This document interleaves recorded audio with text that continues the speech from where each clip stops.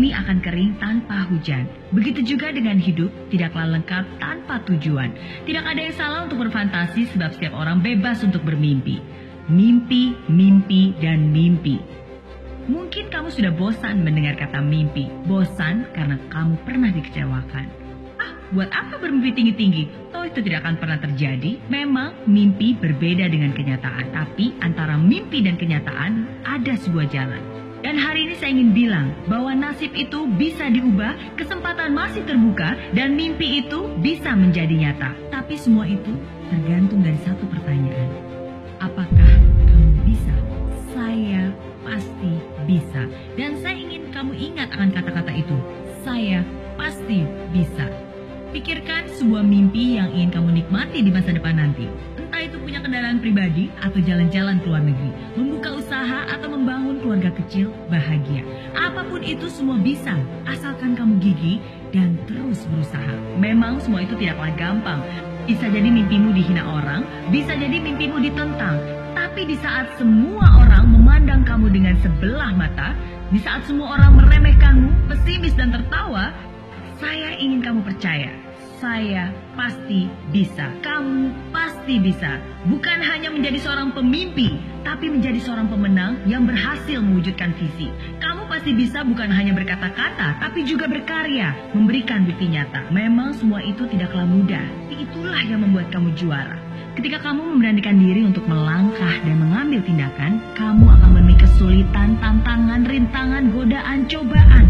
Ketika kamu menemui semua itu lalu mengeluh, kamu akan menjadi lemah dan terjatuh. Ketika kamu terjatuh, semua jalan terasa buntu, semua harapan pun runtuh. Tapi sadarlah, itulah ujianmu. Ujian yang harus dihadapi dengan ketegaran hati. Gagal, bangkit lagi.